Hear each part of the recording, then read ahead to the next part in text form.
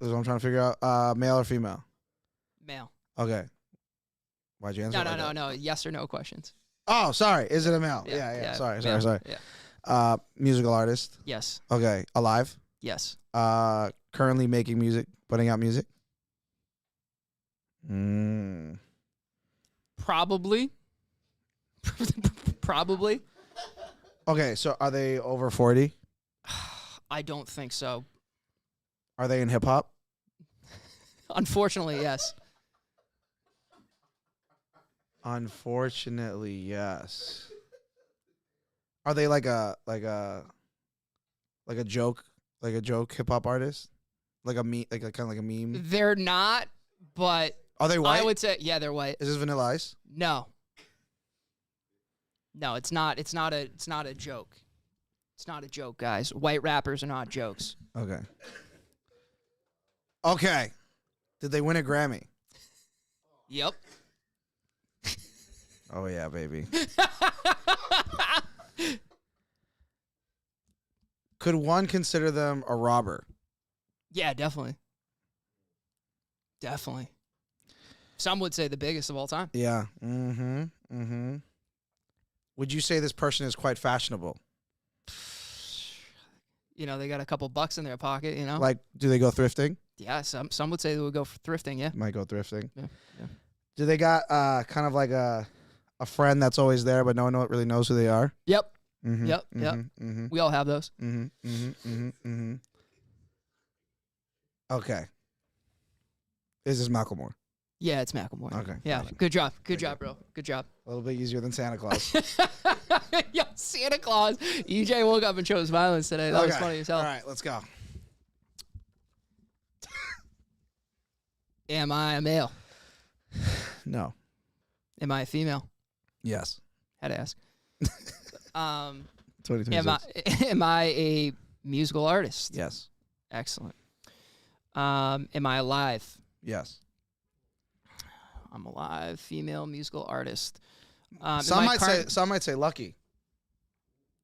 Some might say lucky to be alive. Some might say. Some might say. Some might say. Dude, now it's that one's throwing me for a loop. Are they still making music? Yes. Still making music. Still making music. Lucky to be alive. Female artist. No, don't take that too far. Okay. I'm just cracking jokes. I'm cracking jokes. All right. Don't take it too far. Okay. All right. All right. All right. Did they make pop music? Would you say pop? I know by definition, but more pop hits. Yeah, kind of. Sure. Was she in like a famous? Is she in a famous relationship? Currently. Very recently. Very recently in a famous relationship. Yes. Does she have kids? No.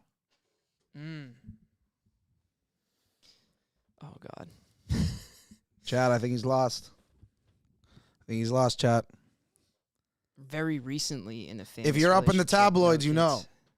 I stay up in the papes, you know. Snacks is at the checkout aisle at Stop and Shop, looking at people in Time magazine. I stay in the shade room.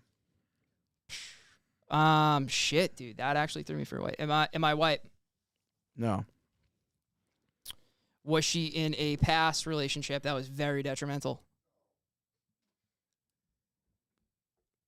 That should be an easy yes if it's who I'm thinking. I mean, I guess.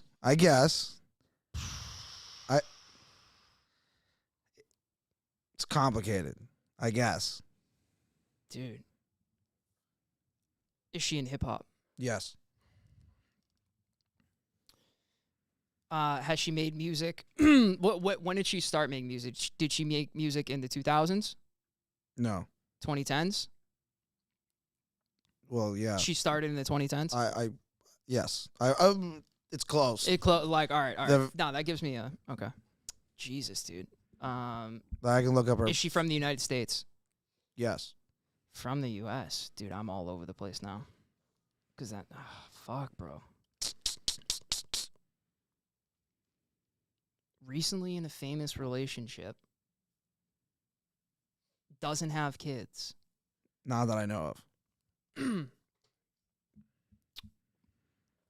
Chad, am I cooked? Steezy, yeah, she is. Right?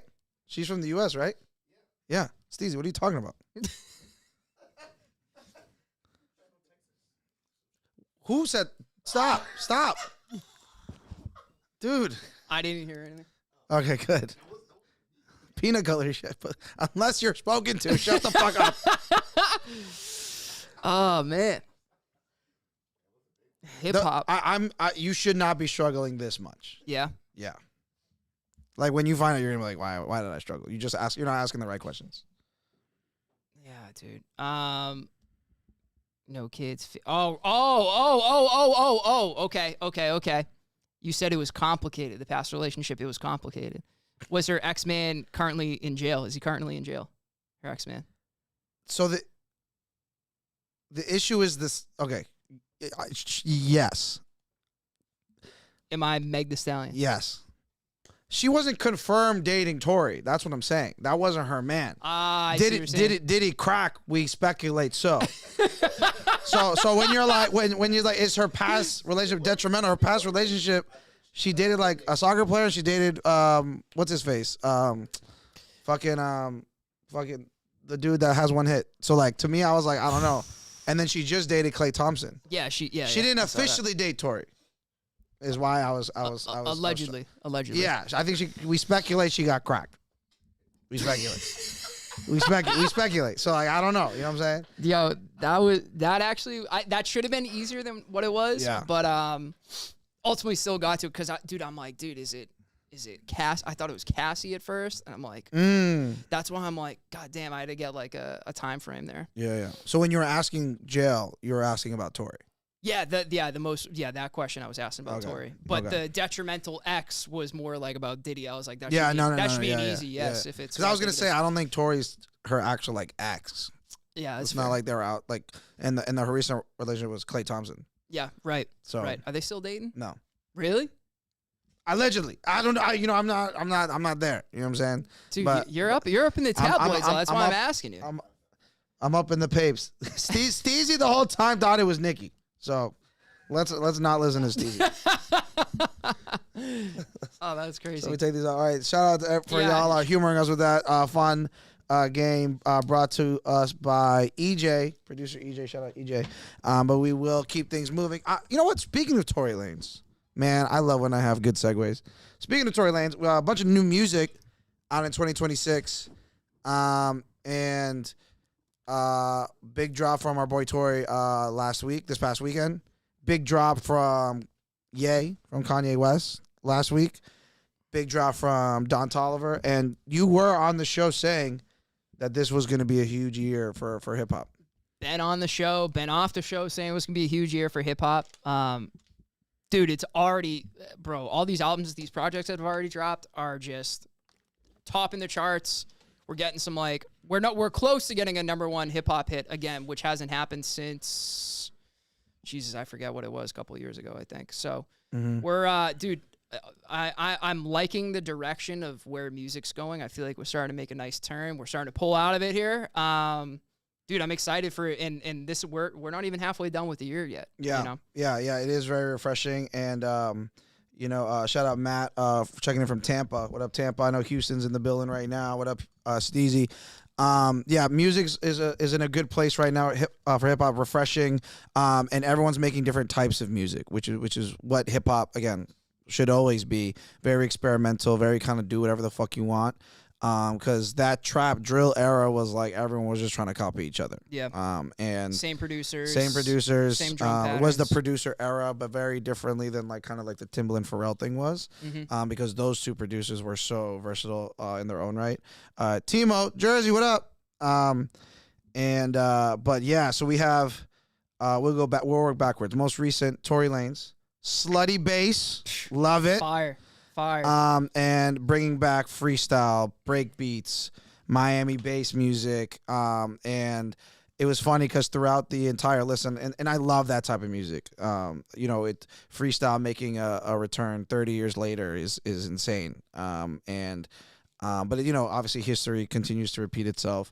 And I think what's very interesting, and shout out to the baby as well, who is like very much leading the charge in this, freestyle, Miami bass, Jersey club vibe as well. I think I said it on the show that we need to be giving more flowers to DaBaby for like keeping club music kind of rocking. Before these albums dropped, he was really, really putting out some music. Zeddy Will as well, putting out music like party music, club music that we've been wanting for years. So shout out to them. Slutty Bass. Really fun music. I really suggest you check it out. If you're a Tory fan, fun stuff. He's always been like kind of experimental Chixtape stuff. He's always just wanted like fun music for people to listen to. I think this will be a really great summer album. Just very outside vibes, drop top vibes.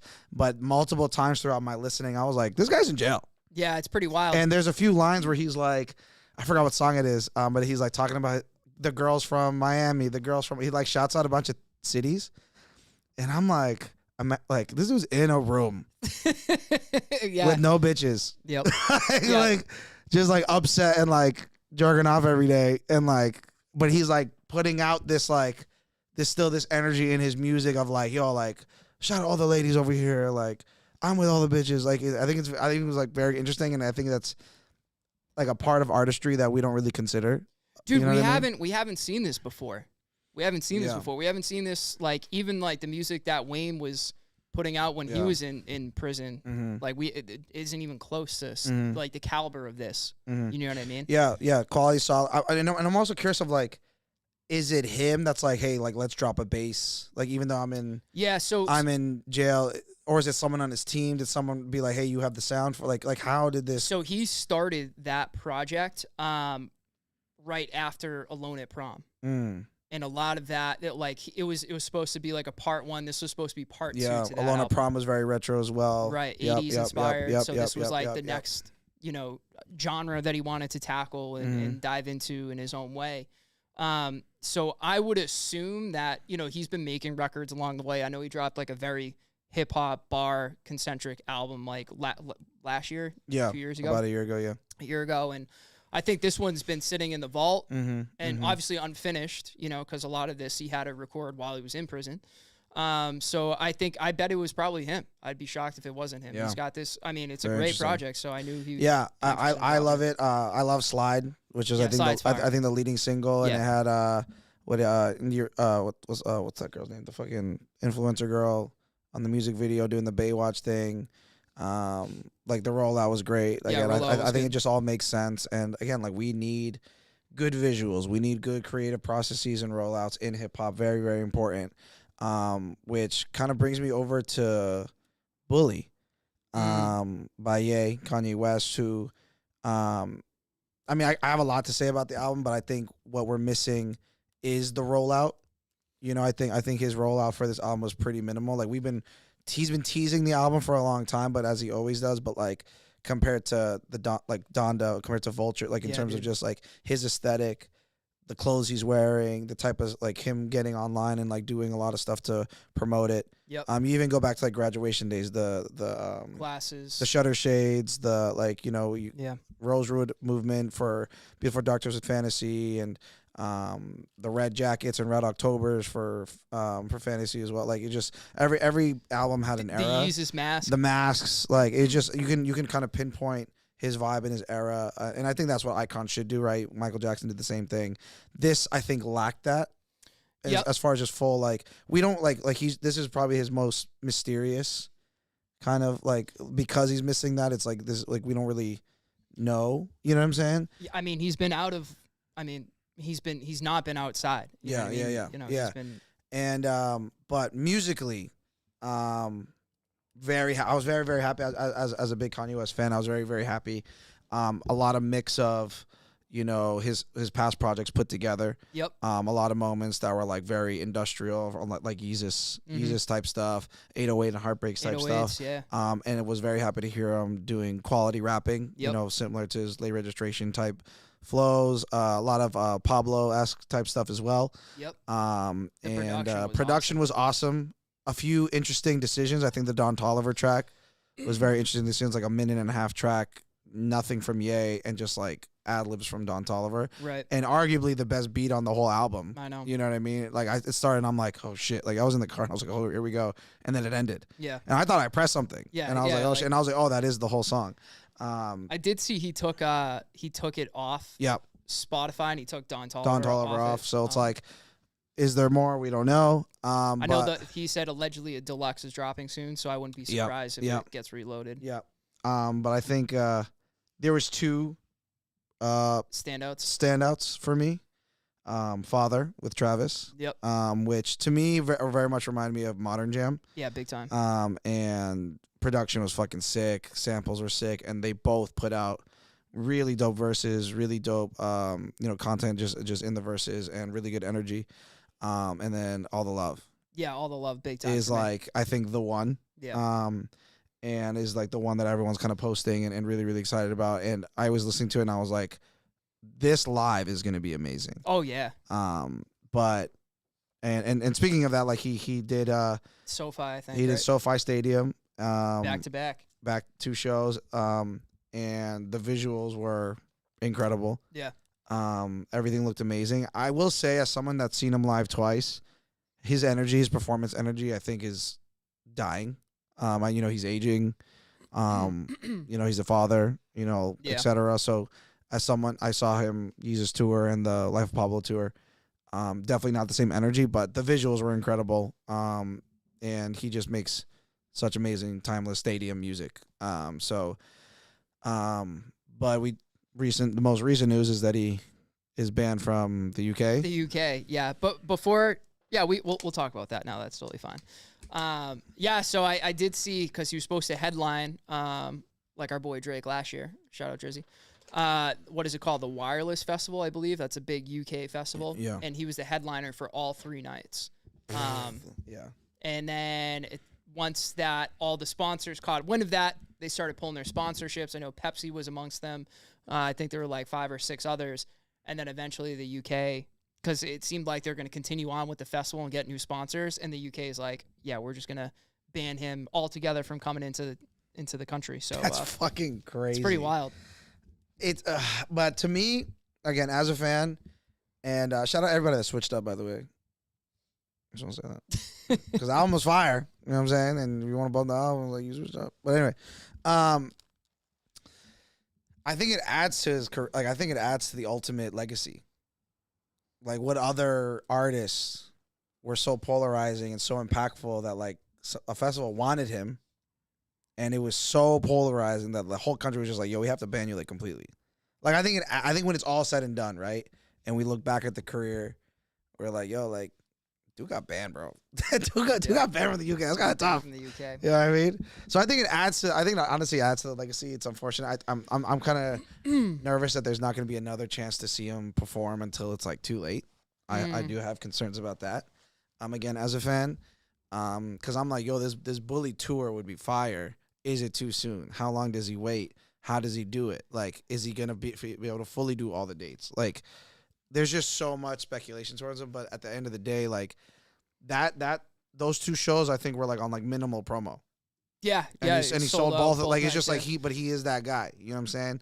So very interesting. Very interested to see what happens with him and his music and I wouldn't be surprised. I mean, like, he'll probably be able to tour in the US, but from a standpoint of international traveling, I wouldn't be surprised if a lot of other countries try to follow suit. But there was a point where we were like, oh, he's only going to be able to perform internationally, not in the US. Like, it just like teeters off so much. Yeah. But I really, really like the album. I think as far as Kanye West albums go, I would put it like number like 7 or 8. Yeah. Which seems like it's bad, but it's just like he has that many bangers. He's that many projects that were that good. Yeah. I would still put it as like a 4 out of 5. I thought it was great. I've been bumping it a lot. And I really, really enjoy it. Yeah, one of the things I did want to talk about, so we obviously talked about how, you know, he'd been teasing this album for a long time, and last year he released, I believe it was like 10 songs from Bully on YouTube. Mm-hmm. It was like a half-hour YouTube video of like essentially like the first versions of like a bunch of the records. I know Beauty and a Beast was on there. I know there are a few others on there. Bully was on there itself. But a lot of it, so again, when he posted this album, this version of Bully this year, it said no AI.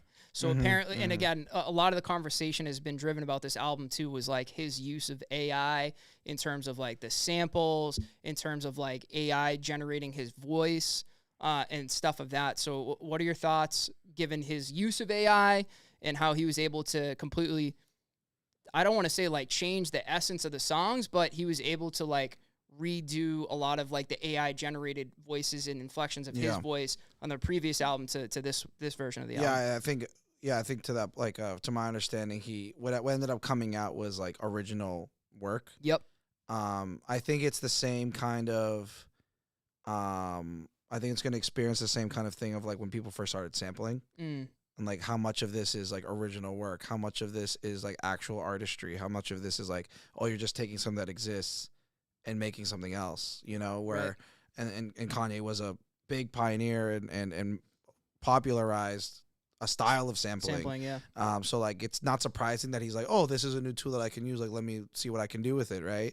I think at the end of the day, if what you're putting out is ultimately original, like I think when we think of Through the Wire, like it takes a Shaka Khan record that was a hit in itself. So it's like, yeah, can you make a hit off of a hit? Sure. But he mixed it up so much in such that a different way, that it was like, I mean, you could recognize it, but it's pretty, you know, it's so different. It's modified. Yeah, it's a completely different record. So it's like, you know, so I think as long as like the idea and the ultimate product is original and there is that artistry in there. Yeah. The tools work. But I think being like, yo, AI make a hit, boom, and then put it out as like. Yeah, it's pretty I don't crazy. really agree with that. I will say though, a couple of like the samples or like interpolations that was on the original version, I did like better. Yeah, like which sounds crazy. The Peso Pluma song. Yeah, which, and again, I totally agree with you. I know we were talking about it off air, but the Peso Pluma record, awesome cultural moment. Obviously, the two of them combining on a record, so don't want to take away from that. And he did cut a verse on there too, besides a chorus, but.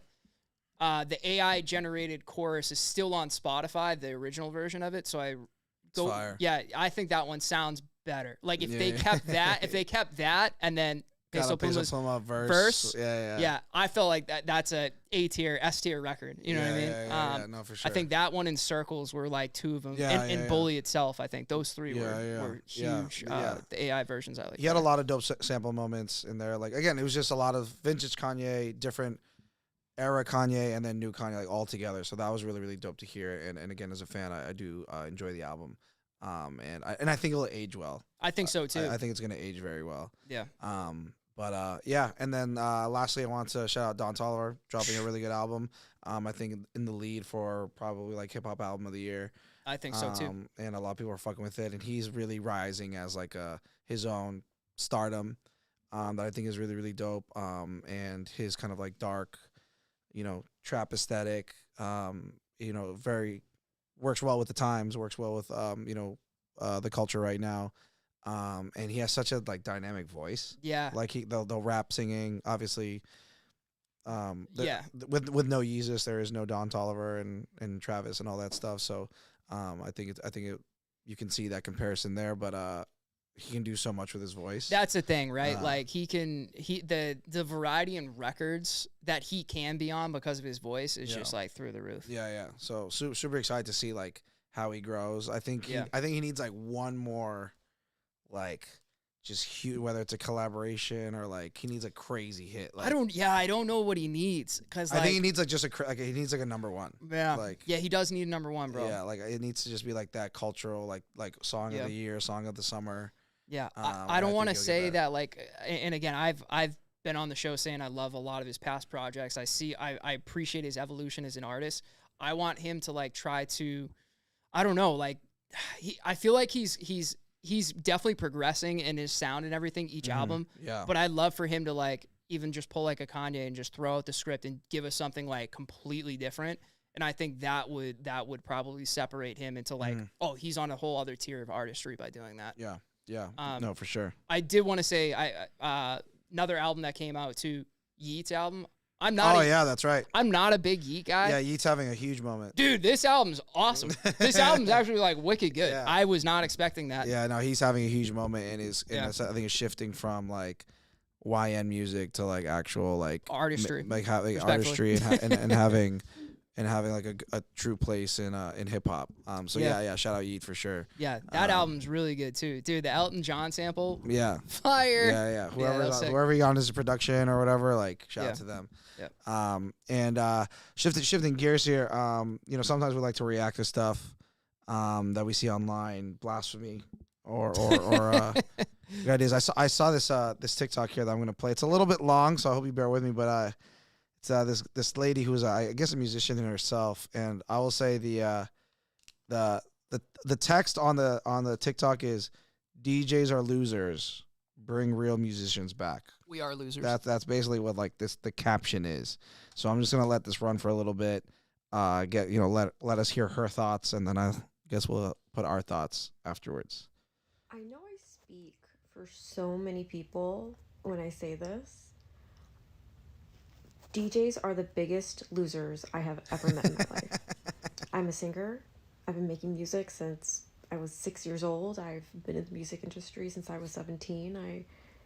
I've really studied music. I've studied art. I think deeply and critically about it. And I also am actively decolonizing my mind and learning and deconstructing things every day because I'm an artist. And I know multiple musicians that are also artists and very beyond what I have accomplished in terms of really picking apart art and the world and spiritually understanding and harnessing the importance of music. That being said, music is extremely spiritual. Want a fucking trophy? And nothing bothers me more than a person who has not honed their craft, that is just in it for the clout and just to look cool, to basically just drop other people's music, people who have spent hours, years, days, decades perfecting their craft and making music that really hits the soul, and then standing up in front of people to just play the music, to disrespect, almost just to kind of take the clout, the hype of that artist and claim it as their own. And this is something that I've seen with DJs, and I can't stand it. And it's lowered the bar of entry into the music industry so much. We used to really have talent. We used to have people who really respected the craft. We don't even have proper MCs anymore. We just have DJs who want to be party promoters, or DJs that just want to look cool. People that just think they can just, put ones and twos on the deck. Like, it's not, but that's not what it is. You're really, DJ used to be about emceeing. It used to be about culture. It used to be about really connecting community. It's become something far more nefarious, and it's something where the bar has been so low. The bar is in hell now for who gets to participate in the music industry and music business and really engage with music and the spiritual tone of it, that it's embarrassing. And I want to be the face of this hate train. I volunteer to tribute. It's almost over, but she kind of just talked about, more about herself. Yeah. Yo, congratulations. I would your thoughts. I know it was a little long, but she was saying a lot and clearly has a very strong opinion on this. Yeah. I would love to know your thoughts. I know Dylan, were you listening? And Certified was listening. Certified's in the building. Shout out Certified. Matt's listening. I'll nudge you guys too as well. I'll say this.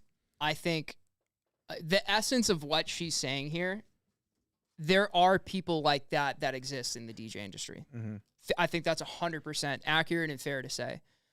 I will say that not every DJ is like that. Mm-hmm. Even there are still a lot out there that care about the craft, that have done their homework. Dude, know music, know the DNA of music, know how to mix music, know how to blend music, know the keys of music, know drum patterns. Dude, you'd be surprised. There's a lot of DJs that were musicians as well. Mm-hmm. And there's a lot of DJs at MC.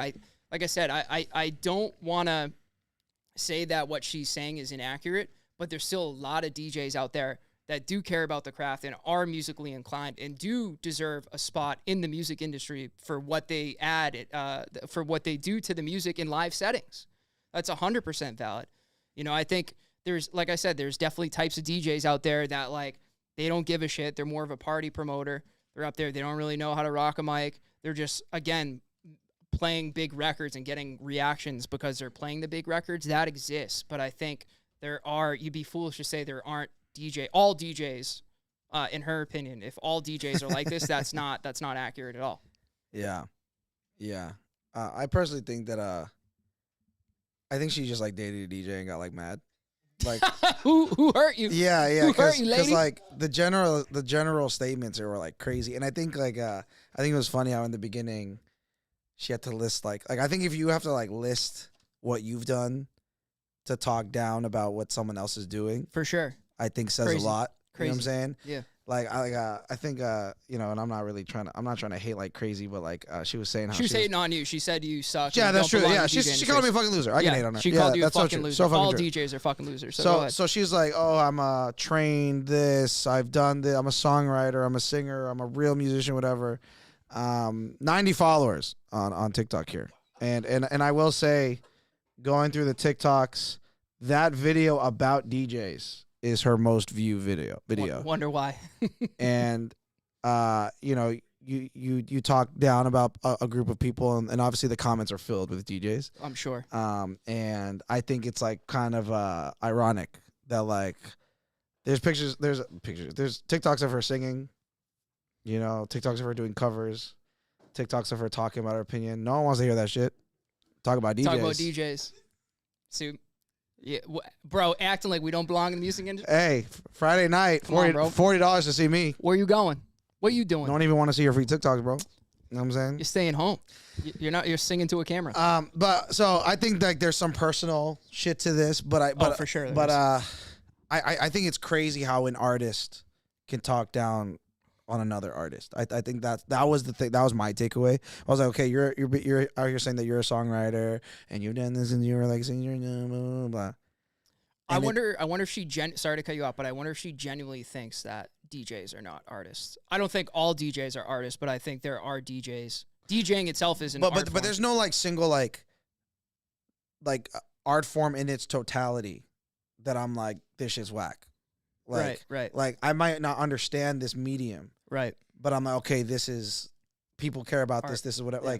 Like it's like the Timothy Chalamet thing where he was like, what is it, like ballet, ballet or whatever is like or cooked the opera, or whatever. what was it? Opera? Yeah, ballet? It's like opera? it's like, and I think that's why so many people got mad, right? It's because like this guy in this medium is talking shit about all these other people who care and spend their lives and there's their passion and whatever. So like to me, I'm like, obviously I was somewhat offended, listening to this, and that's why I sent it to you. And I was like, wow, like this is something I've dedicated the last like 13 years of my life towards, you know. And she's like saying all this shit, and to her opinion is valid because like of these like accomplishments that she's had as like a singer songwriter or whatever the fuck. And I'm like, well, I never heard of your bitch ass. You know what I mean? Right. I'm just like, who are you? You know what I mean? And I also think that DJing has such a wider spectrum on so many different categories in terms of what you can play, the type of work that you can get. Mm-hmm. You know what I'm saying? Like you can get 10 different DJs in a room randomly, right? And they're all gonna have completely different experiences, completely different ways of creating, completely different ways of preparing, and completely different types of gigs. You know what I'm saying? Yep. So that alone, like we could have a discussion and be like, we're all gonna have different shit to say. You know what I mean? So it's like to generalize that way, I thought was like very, very interesting. Dude, but the other end of the spectrum here, to tie it all back together, right? How did you think that in like the 70s, 80s, 90s, 2000s, how do you think that those artists that spent their lives making that music got that music popularized? Mm-hmm. Where? Yeah. The fucking radio. Who's playing the music? DJs. So it's like, bro, there was absolutely, and again, now everyone's a tastemaker, so I get that, but there was a time and a place where the DJ and the artist were like hand in hand. At one hand washes the other. Obviously, like DJs wouldn't have a job if artists weren't making music, but at a point in time, artists weren't getting like their music notarized by the public without DJs. Mm-hmm. There's a comment here that I liked a lot, and I'm just gonna try and read it real quick. Sorry, but this whole rant is mad all over the place. I get the frustration with fake people, clout chasers, and people who treat music like an accessory instead of a craft. 100%. Yep, agreed. But blaming DJs as a whole is just ignorant. Real DJing is not just standing there playing other people's music. A real DJ understands selection, timing, music structure, energy, flow, crowd reading, atmosphere, and even the science of sound too, like frequency balance, how tracks interact, how low end translates in a room, and how to build an experience in a live setting. DJing has real cultural value and deep roots in community curation, discovery, and moving people. Even genres have grown from it. That's only a part of the entire thing. And again, I think that wraps things up very, very well in that there are so many things, like sometimes I think about it. There are so many things that DJs do just like very naturally and without real thought of it, that when you start like breaking it down, you're like, damn, like I'm kind of like doing a lot at the same time. Right. And again, and this is applicable. I'm not saying that like DJs are fucking astronauts, but like this is applicable for like when you go to the ballet and you're watching ballerinas dance, you're like, okay, in theory it's like, okay, I'm just watching some girl dance, right? And it's like, no, like the foot strength, the toe strength, the calf strength, like the balance, like her focus, like she's in front in a crowded room, like how is she not nervous? Like, you know, and you start breaking it down, remembering like, all your steps. Yeah. It's like when you start breaking, you're like, damn, like this is like they're doing. You have to really respect this and like really like understand that these are people that are, this is a craft, this is a passion, and so, I think it's easy to hate on DJs, especially nowadays. Especially now, it's a lot because it's like it can be very. There's a lot of clowns out now. Yeah, it can be very flamboyant and it can be very like pick me vibes. You know what I mean? So I get it's very, very easy to hate on the DJ. Yeah. But I was very, very shocked that an artist was doing it about another artist. Yeah. Yeah. I mean, also, I could go on for days about this, but how do you think hip hop music originated? Yeah. No, 100%. Entire genre. DJing is the most popular genre in the world got created by Yeah, DJing is a pillar of hip hop. In case you didn't know, and was It's just crazy. It's just crazy. Like you can't take what she says serious. You know what I mean? Like she obviously doesn't know the history of it, so that's fine. But again, I think, like you said, I think somebody hurt her, which is okay. And she's taking it out on everybody. And I know that you've had some experiences, some live experiences, IRL experiences that you want to talk about as well, Cammy. I would love to hear your thoughts. Dude, I know I'm not the only person that's dealing with this right now, but the boundaries between the DJ and the patron of the club is just we've crossed that boundary so far, and it's almost at a point where it's not coming back. Where, I feel like I'm getting abused every night, getting yelled at by patrons. Just the attitude, the expectation of whatever they're asking me to do, man. It's just getting over the top, and I felt like I was being treated just like not even like a fucking human being at this point. I sound crazy right now, but just honestly, I know a lot of DJs are feeling the same way. A lot of it is derived from song requests.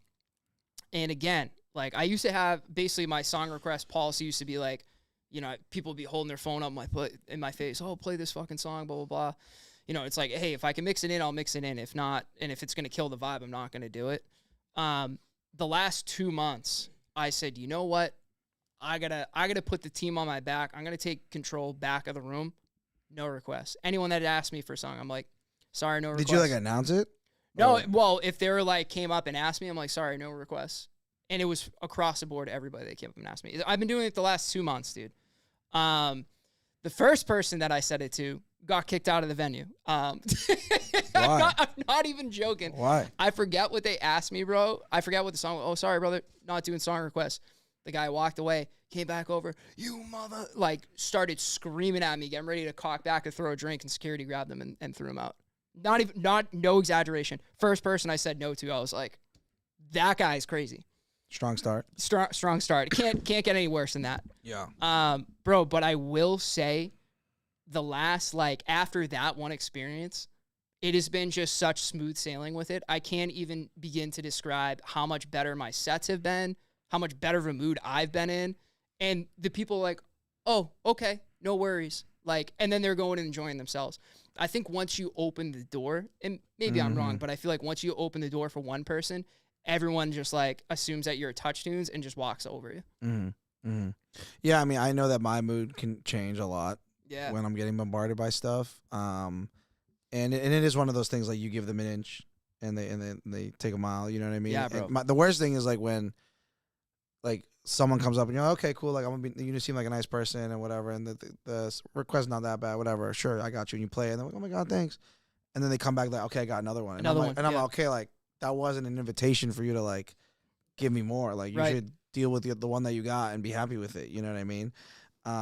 People just don't have self-awareness anymore. You know what I mean? It's I don't know. It's like asking to go over someone's house and then you bring 5 other people. You know what I mean? Mm-hmm. There's just no self-awareness with patrons. And I feel like the best way to hold people accountable and just put it to bed is nope, I'm all set. I'm good at my job. Don't worry about it. Mm-hmm. You enjoy. Mm-hmm. You have a good time. I'll take care of the music. It is such a sticky subject, man. Again, I see on social media a lot where people will be like, why the fuck don't DJs say requests? I don't fucking get it. I'm paying them they need to read the room and whatever. Who's paying me? Are you saying promoter the kids paying me? No, I don't think so. Right. Timo says, I think it's an East Coast entitlement thing. In traveling, I've had patrons be so appreciative. Some people slip through asking for something, but they pay to come see a show, so I'm more receptive. People wait to say thank you and that they had the best time. I think I think context matters a lot. I think because I know the thing that really pisses me off is again, I'm at a hip hop night and someone's doing Latin requests, and I'm like, okay, but there's a Latin night down the street. Go to a Latin night. No, even better. You did a fucking 2000s party. The kid in the front row was saying, play Bad Bunny. It's yeah. Dude, this is a 2000s party. Yeah, that you bought tickets for, that where you're supposed to know where you are. You bought the tickets. You saw the ad. You saw what night it was, and you're asking for Bad Bunny. That's when I get angry, because then I'm you're either being an asshole or you really think that you're I need to listen to you. That your thing is the most important thing out of the room. Are you out of your mind? and that's where like it's hard. You can't please everybody because like I could be like, oh, okay, you know what, like I'll play a Bad Bunny song, and then the rest of the room's like, wait, I paid for a 2000s party. What the fuck? Like, what is this? Yeah. And then they go out online. Oh, I went to a 2000 party, but they were playing Bad Bunny. What the fuck? So it's like, it's just you. It's damned if you do, damned if you don't. It's really impossible. It's really impossible to make everybody happy. We see Dylan reaching for the mic over here. Let's see what you got for us today. Buckle up, folks. I guess I think the only way song requests have been very helpful for me was that if I ever did, damn, my bad. Whew. I think the only time. Sorry, that's. Can you just ask the question? Ask the question, please. Ask the question. The only time song request has been very helpful. Let's say if I do a night that is not popping off very well, but you get the request where you can maybe gauge to see like, okay, what this vibe will be. Because sometimes we can't assume what the night will be like based off like what people look like. It maybe be totally different. You know, one time I think I played at a bar up in Cape Cod, and this crowd was young, but they wanted swing music, what you never would have thought. So I was like, okay, maybe I play some Jailhouse Rock, do the twist, got the crowd rocking. And once I got that to happen, I was like, now I can see like where the night could flow. That's a good. You wanted to do your homework to see, all right, if they're here, they're asking for this, other people with them might want this, and if I keep them and get them dancing, then more people will come in. Well, I think what you're saying, like it's you're at a new place and you're learning as you go, right? So if you're like, okay, requests at that point is, okay, these are people that are regulars or people that are from the region or whatever the case. So it's beneficial to you in that sense, right? They're helping you at that point, right? That might be a situation where you're like, honestly, I'll take some requests for like a few minutes and see where they're at, right? That's different, right? But I think, and that makes complete sense. Agreed. And I think that like I can think of some scenarios where I'm like, I'm just guessing. Would be great if like someone came up to me and was like, yo, everybody here likes if you like this. Like there's like some college towns that I've done where they're like, yo, like I don't know if you know this, but like the football song here is X. And I'm like, oh, word? Oh. And they're like, yeah. And I was like, okay. And it like rings off and I'm like, okay, cool. Like, you know what I mean? Like Florida was Tom Petty, University of Florida. Was big Tom Petty school. Yeah. So it's like, okay, cool. Record. But then again, in the same way that they need to look at context, we need to look at it like, okay, I think we can gauge what good requests and bad requests are, right? So it's like those, like we're not saying that all requests are bad, right? It's like if we get good requests, we get good requests, and again, if musically it makes sense, if in tempo and in context it makes sense. Like if I'm playing September and they're like, yo, play, I don't know, like fuck another song that's like that. I'm like, okay, cool. Let's groove. You're telling me that you're fucking with what we're doing and you want more of it. Awesome. I can do that. That's cool. But again, my example of like, okay, my 2000 party and you're asking for Bad Bunny, like that's just frustrating at that point. You know what I mean? And it's like, even if you think I don't know that everyone likes Bad Bunny, like, you know, you think requesting Bad Bunny was profound. You know what I mean? Like, it's just like, so to me, it's just like, again, you're either an idiot or you're that entitled. It's one or the other. You don't think I've been on the internet the last 6 years? Yeah. So it's like, on, so bro. Again, I think like what you're saying, I think is a good point, and like where requests can be good, right? Yeah. But even like weddings, right? Like you get I'm the bride's aunt and she likes this and it's okay, but I've had 3 meetings with her and she never mentioned it. Yeah. So it's like, yeah, like, or it's even a do not play. So you're like, okay, like you seem like you're trying to help out, but like it's. Yeah. So it's like, I think gauging good requests to bad requests and, you know, yeah. I don't know. I feel like, especially like your regular gigs, dude, at this point, like I encourage DJs to maybe, dude, if you need a breath of fresh air, I encourage you to not take requests and see where it goes Even do it for a night. See where it goes. Bro, you'll be surprised because then I'm like, dude, I can be like as creative as I want, and I can still keep everyone else happy. We'll try some new shit tonight, and it was very refreshing for me. Mm-hmm. Shout out DJ Bubba on the YouTube comments. My favorite is when they ask if you take recommendations instead of requests. So a request. Yeah. It's a word choice thing, and it's always like, hey, like again, it's like what other occupation would you go and be like, you taking like recommendations and like how you do this? Like, dude, would you go to like the bank? Like, would you go to like a teacher and be like, hey, like I know you got this like class on lock, but like you want some like stop. You should stop sounding like a fucking bitch. Like hey, we're in math. We're in math class. Hey, yeah, it's like, hey, can we talk about World War II? Yeah. Can I recommend that? Yeah, like long division, you actually don't use that much. You know what I mean? It just makes no sense. Anyway, try those out. Try some of Cammy's suggestions. Certified. Whoa. I got a question for you. I know. What's up? I know you don't use sticks often, but when you have you realized that, like, have you noticed a difference in, because I feel like when I've used sticks in the past, people realize that and they're like, oh, he only has like a select amount of songs on this stick. So I think there's a couple things about your question and your comment. Okay. So I have a question for you. Yeah. With the gigs that you use sticks, were these open format gigs? Yeah. Why did you use sticks?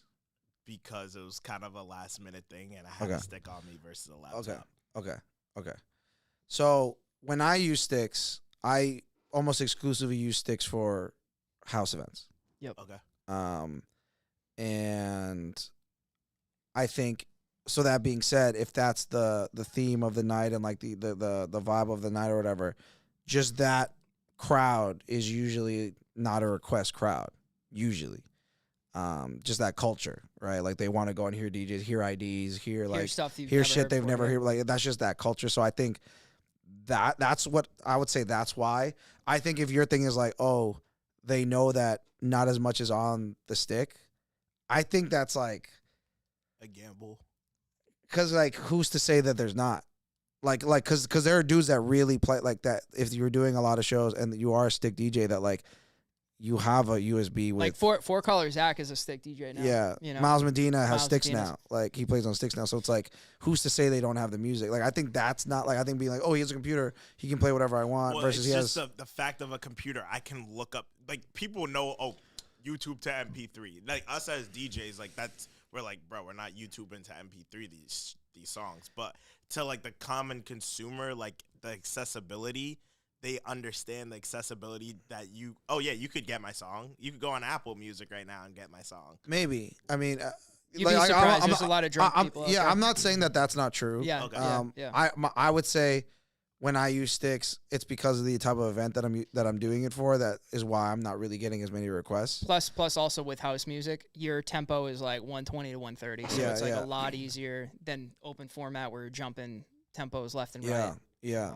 And I think like if you're playing at like an open format set, the place that you're at is most likely an open format crowd in terms of so meaning a lot of different types of people that like so when Hips Don't Lie is playing and we have the girls who don't know how to dance, so then they're like, okay, we want the sing along stuff. So a lot of them. So play Taylor Swift, you know. But then when Taylor Swift is playing, you have the group of girls that like hip hop in the back that are like, oh, this is whack. Play hip like so it's like I think inevitably that means more requests versus like okay I'm at a tech house rooftop there's 4 DJs on the lineup and all of us are just playing different songs in the genre. Everyone's here for that one reason, so the requests I think are going to be a little bit far in between. I think to follow up that question, as an open format guy and you're very organized, would you ever do open format on sticks? Yeah. I have. So I actually started on sticks. Okay. Because at the time, aging myself. At the time, there wasn't dual MIDI mixers back then. Yeah. So we were playing on 900s, but HID mode didn't exist yet. So how do you switch in between DJs? Sticks. So at the time I was only opening at clubs. So I was like, okay, I know like I think it's obviously easier to open on sticks than like fucking shred on sticks. Yeah. So I'm like, okay, I'm mostly doing openings. Anytime I play on CDJs, aka club, I'm only opening. So like I had like my crates that were like at that point like pretty easy to put together as far as like I knew I didn't need headline or whatever. So I was like, I'm gonna open on sticks and then make it easy for the guy who's closing to just plug in, and it just made everybody's life easier. And then as I started like getting better and stuff, like there were times where like, okay, like keep going. I'm okay, damn, I need to start. So then my crates on my USBs were like just getting bigger, bigger, and bigger. And then there was a point where I was like, okay, now they're trying to get me to headline and shit. I need everything. Let me bring my computer. And then have my stick for like switching, right?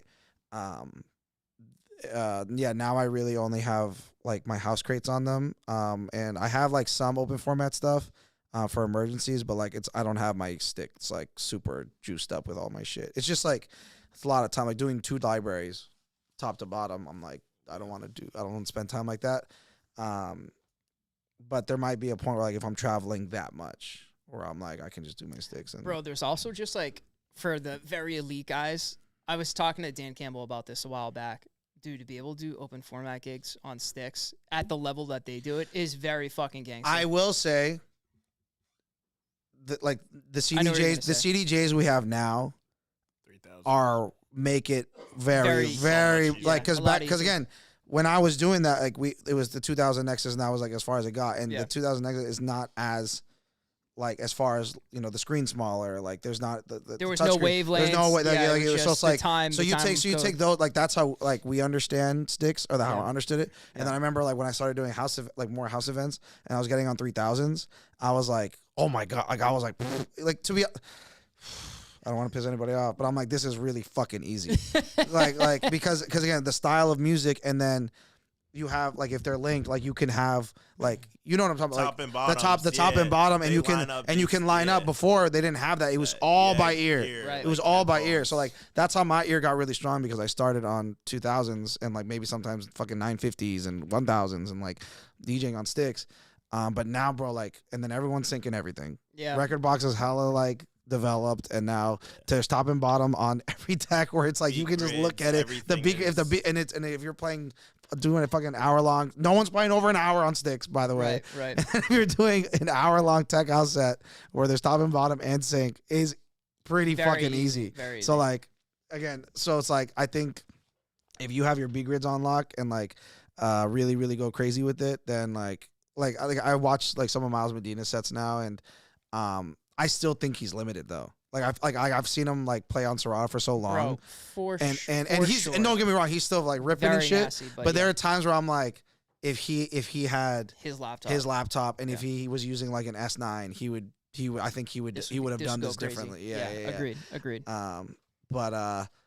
Yeah, I think like again, but if you're someone who's traveling, like if you're fucking DJing in the Philippines one day in LA the next day, whatever, it's like sometimes it's just easy to have your sticks. Again, a lot of these sets, he's doing a lot of YouTube multicam sets where they're no longer than an hour. Yep. And like, I would again, kill to see a Snax stick set. Yo, I mean, like open format Snax stick set. Yeah, because it forces you to be a little bit more creative and a little bit more. I don't think it does. It dumbs Really? me down. It dumbs me down a lot. Really? Yeah, like, cause I'm way more like if I can, cause then I lose stems. Yeah, that's one. fair. The time that it takes you looking for the music. Yeah, I lose stems, and then like I can't use samples anymore. Like you know what I'm saying? You still can. Well, I have sample, but that assumes if you have 4 CDJs. Yeah, fair. So like, and I have like my sample, but like if I'm on 2, Yeah, I can't really use my samples. I lose stems, and I can't. I mean, you can. Well, no instant doubles, and I still can. You just hold down the sync button. You hold it down and it instant doubles it. And so, well, I guess for like if let me I'm trying to explain what I'm trying to say. Like, let's say I want to put a new cue point, and in Serato I could just instant double it, have it, put it, mark it, type in what it is, and then I just go back and do it. I can do that within 8 seconds. Yeah. Where on CDJs that's way long. Like again, so I'm like to me, it just I dumb it down. But again, that's why I do house sets with them. Yeah. And I'm like I'm doing a set soon, like a multicam set where I'm just gonna use USBs because it's an hour. I can plan it, like whatever. But to go up to an open format night in Boston for 4 hours on sticks, I think like is handicapping you like crazy. Yeah. And I think if you try and do that and maybe go back and forth with a guy who's on Serato, I think you're just gonna inevitably be steamrolled. Just inevitably. Like that's just my thoughts. I have never gone head to head with a guy on sticks and he's like outworked me. Like I just don't think it's possible. I think workflow wise, it's not possible.